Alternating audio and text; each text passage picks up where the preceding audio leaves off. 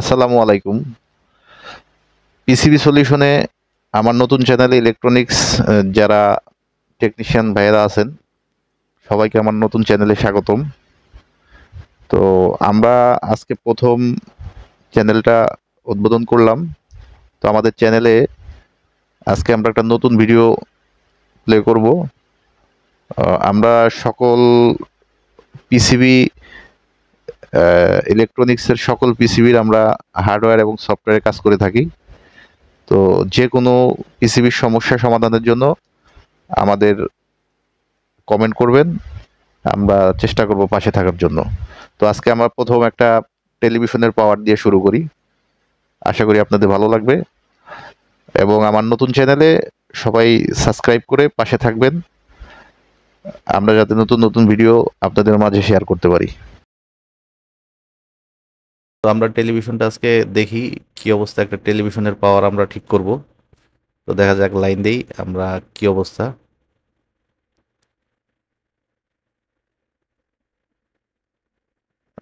দেখা যাচ্ছে কানেকশন দেওয়ার পরেও টেলিভিশনটা পাওয়ার নেই, পাওয়ার সমস্যা। তো আমরা পাওয়ার সাপ্লাইটা খুলে দেখব।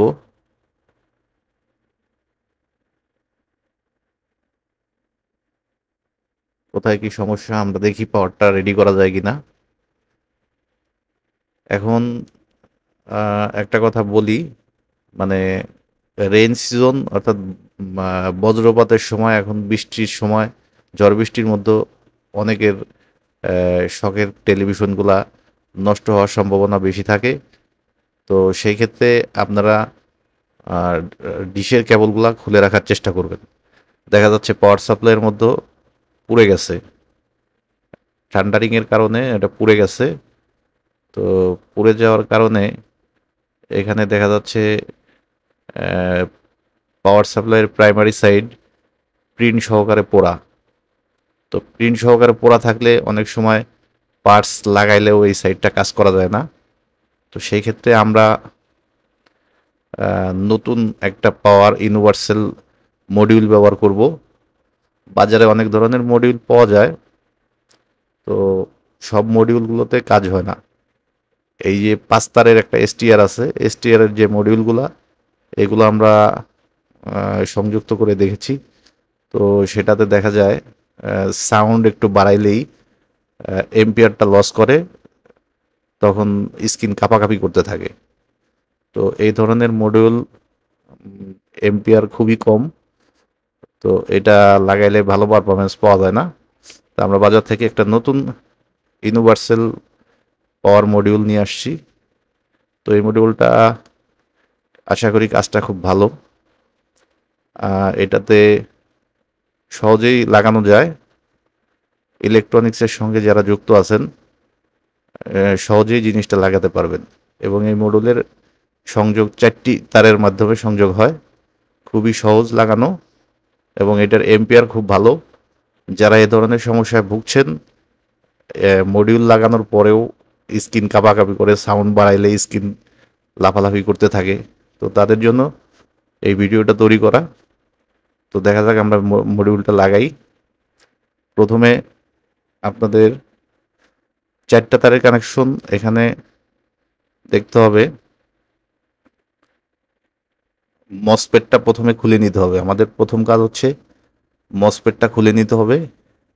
এখানে শুধু পাওয়ার সাপ্লাইয়ের যা কিছুই হোক, শুধু চপারটা ভালো থাকলেই বাকি আর কোনো কিছু প্রয়োজন হবে না, শুধু চপারটা ভালো থাকতে হবে। আমরা মসফেটটা ওপেন করে নিলাম, কারণ যেহেতু পাওয়ার সাপ্লাই পুড়ে গেছে, এখানে মসফেটটা শর্ট হয়ে গেছে। আর মসফেটটার কালেক্টর যেটা আছে, সেই কালেক্টরের সংযুক্ত করব আমরা লাল তারটা। কালেক্টরের সঙ্গে আমরা লাল তারটা সংযুক্ত করব। আমরা সংযুক্ত করি।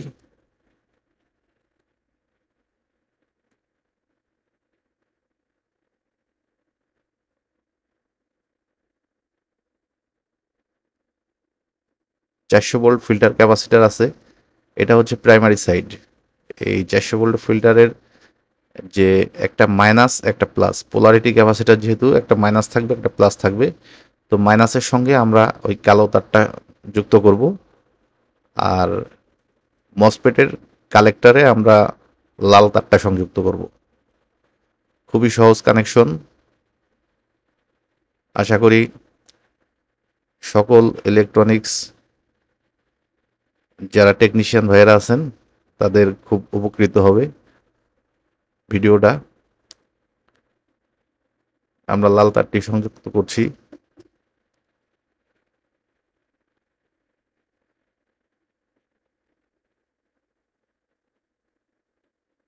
এবার আমরা সেকেন্ডারিতে চলে যাই। সেকেন্ডারিতে ওখানে একটা ডায়োড থাকবে, সেটা হচ্ছে 12 ভোল্ট আউটপুট ডায়োড।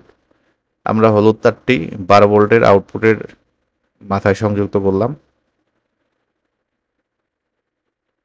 আর সেকেন্ডারিতে আপনি যে কোনো একটা গ্রাউন্ড, নীল তারের যে সংযোগটা ওটা যে কোনো একটা গ্রাউন্ডে দিয়ে দিলেই হবে।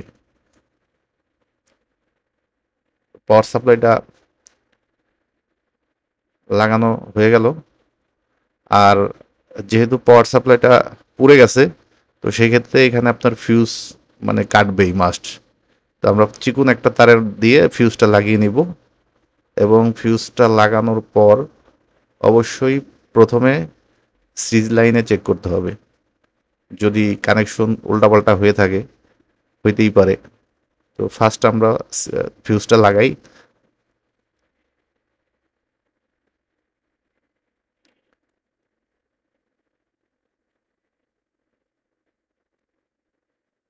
চিকুন তার দিয়ে ফিউজ লাগিয়ে নেব।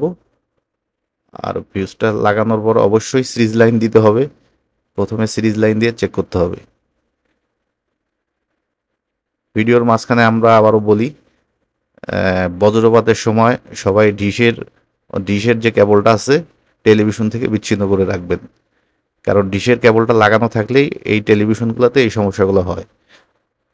আর বৃষ্টির দিন, ঝড় বৃষ্টির দিনে এই সমস্যাগুলো অনেক লোকেরই হতে পারে, যারা ইউজার আছেন তাদের সবারই হতে পারে। এই কারণে আমার আজকে ভিডিওটা বানানো।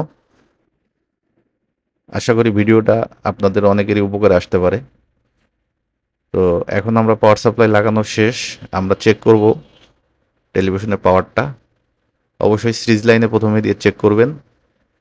আমাদের সেকেন্ডারিতে 12 ভোল্ট ঠিক আছে কিনা আমরা দেখব পরীক্ষা করে। সেকেন্ডারিতে দেখা যাচ্ছে 4.6 ভোল্ট। তো এখানে একটা সুবিধা আছে, এই যে ইউনিভার্সাল পাওয়ার মডিউলটা আমরা ব্যবহার করলাম, সেখানে আপনার 5 ভোল্ট থেকে 24 ভোল্ট পর্যন্ত কন্ট্রোল করা যায়। এখানে একটা রেগুলেটর ব্যবহার করা আছে, তো আমরা খুব সহজেই রেগুলেটর দিয়ে 5 ভোল্ট থেকে 24 ভোল্ট পর্যন্ত করতে পারবো। আমাদের যে ভোল্টেজটা প্রয়োজন সেই ভোল্টেজটা আমরা এখান থেকে বাড়াতে কমাতে পারবো। দেখা যাক, আমরা ভোল্টেজটা যেহেতু 4.6 ভোল্ট করা আছে, আমরা এটাকে 12 করে নিব।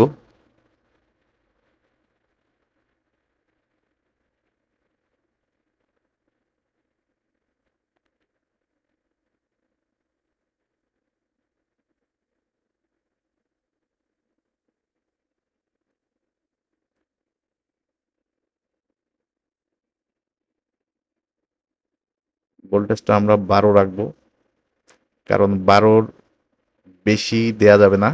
বেশি দিলে 12 ভোল্টের ক্যাপাসিটারগুলা ওগুলা বাস্ট হয়ে যাবে। আর 12-র নিচে দিলেও তখন টেলিভিশনটা অন হবে না। 12 আছে, 12-তে রাখলাম। 12.1 হলেও কোনো সমস্যা নাই, এর বেশি বাড়ানো যাবে না। 12-তে রাখলাম। 12 ভোল্ট ঠিক আছে। তো এবার আমরা পরীক্ষা করি টিভিটা চালু হয় কিনা। আশা করি আমার ভিডিওটা খুব ভালো লাগবে। আমার যেহেতু চ্যানেলটা নতুন চ্যানেল, তো সবাই আমার চ্যানেলটাকে সাবস্ক্রাইব করে এ ধরনের ভিডিও, নতুন নতুন ভিডিও তৈরি করতে সহযোগিতা করবেন। টেলিভিশনটা পাওয়ার চলে আসছে।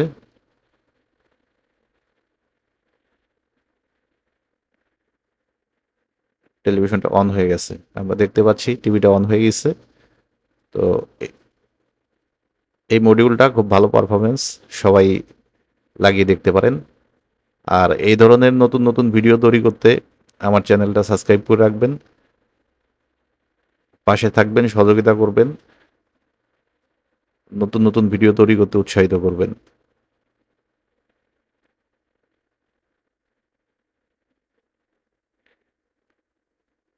এই যে মডিউলটা, এই মডিউলটা খুব একটা ভালো পারফরমেন্স না, এম্পিয়ার লস করে।